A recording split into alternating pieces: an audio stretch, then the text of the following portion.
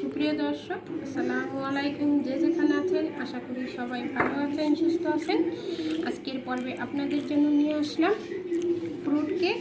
আর এই কেকটা আপনারা বাসায় চুলায় বানিয়ে নিতে পারবেন। যাদের কাছে ওভেন নেই তারা খুব সহজে চুলায় বানিয়ে নিতে পারবেন।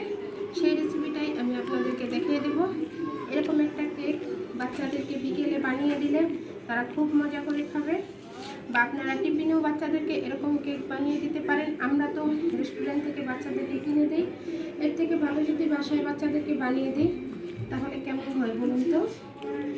আশা করি রেসিপিটা আপনাদের কাছে ভালো লাগবে। যদি রেসিপিটা ভালো লাগে তাহলে অবশ্যই কমেন্ট করে জানাবেন, আর রেসিপিটা একটু দেখার জন্য অনুরোধ করবেন। চলে গেলাম পুরো রেসিপিতে। ফ্রুট কেকটা বানানোর জন্য এখানে আমি হাফ কাপ ময়দা নিয়ে নিলাম,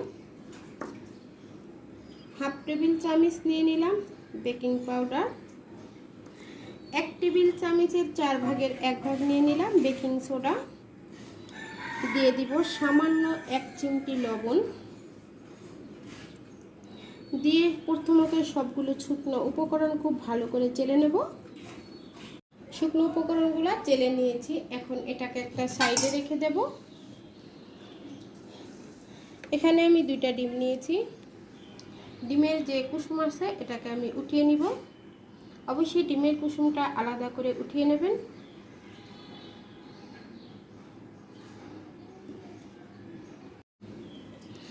এখন আমি একটা ইলেকট্রিক বিটারের সাহায্যে প্রথমত কুসুমটাকে লো স্পিডে বিট করে নেব।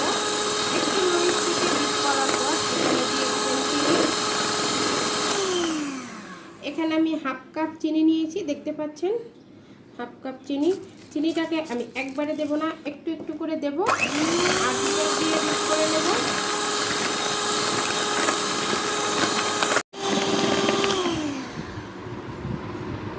ডিমের সাদা অংশটা আর চিনিটা খুব ভালো করে বিট করা হয়ে গেছে, দেখতে পাচ্ছেন। চারপাশের যে চিনিটা আছে এটাকে বারবার আপনারা নামিয়ে দিবেন, তাহলে যদি এটা খুব ভালো করে বিট হবে। আর যদি না নামিয়ে দেন তাহলে চিনিটা আস্ত থাকলে ভেজা ভেজা হবে, তাহলে কিন্তু কেকটা ভালো হবে না। এখন আমি ডিমের যে কুসুমটা আছে কুসুমটা দিয়ে দেব। কুসুমটাকে দিয়ে আমি অল্প একটু সময় বিট করে নেব।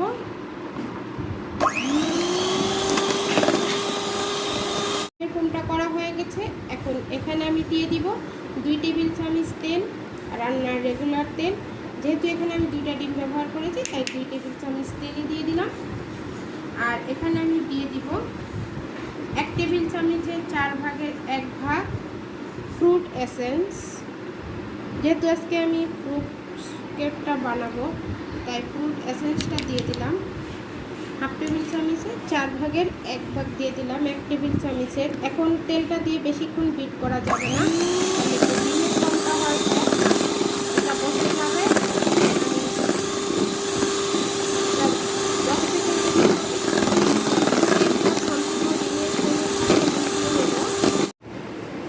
এখানে আমার বিট করা হয়ে গেছে।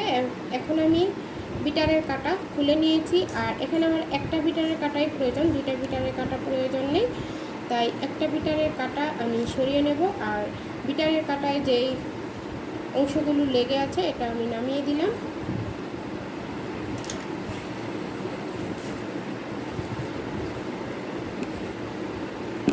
এখন যেটা করব, যে শুকনো উপকরণগুলো আছে এটাকে আবারও চালনিতে নিব। সম্পূর্ণটা নিয়ে একটু একটু করে দিব,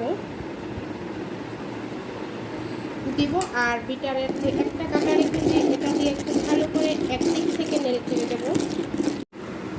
সম্পূর্ণ উপকরণটা আমি 3 ভাঁড়ে চেলে দিয়েছি। এখন আমার ব্যাটারটা এরকম হয়েছে। এখানে আমি 2 টেবিল চামচ লিকুইড দুধ নিয়েছি, দিয়ে দিলাম এটা।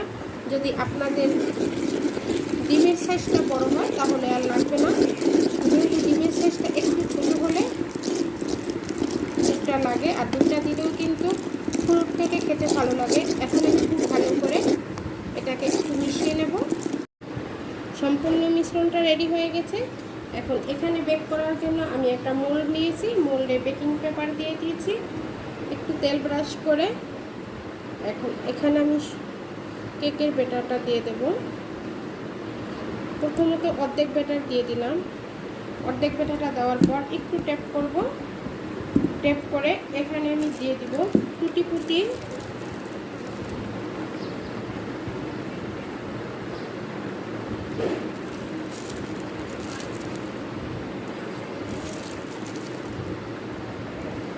দিয়ে দিলাম টুটি ফুটি।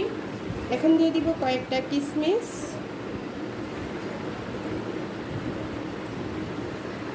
দিয়ে আমি আবারও যে বাকি ডোটা আছে সেটা ঢেলে দেব।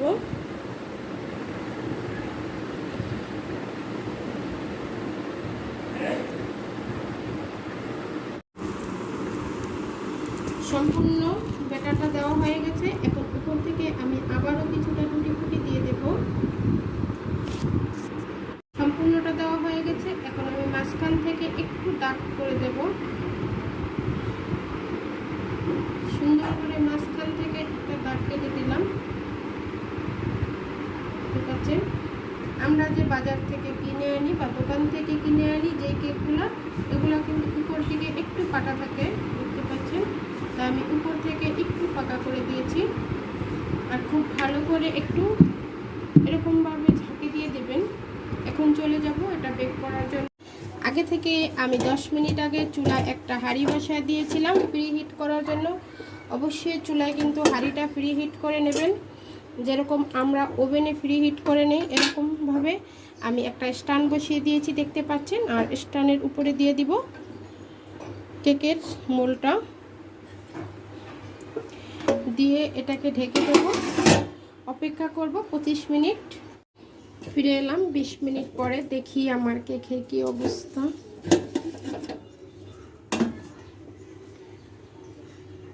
আমি একটা সাসলিকের কাঠি দিয়ে দেখব ভিতরে হয়েছে কিনা। এই যে দেখুন, কাঠিটা একদম পরিষ্কার হয়ে গেছে, তার মানে কেকটা আমার হয়ে গেছে। এখন কেকটাকে এখন মোল্ড আউট করে নেব। এই যে দেখুন, উপরের যে বেকিং পেপারটা দিয়েছিলাম এটাকে উঠিয়ে নেব। আমার আরেকটু বড় মোল্ডের প্রয়োজন ছিল, মোল্ডটা ছোট হয়ে গেছে। আপনারা একটু বড় সাইজের মোল্ডে দেবেন। দেখতে পাচ্ছেন কেকটা কতটা স্পঞ্জি হয়েছে। এখন আমি কেকটাকে কেটে নেব।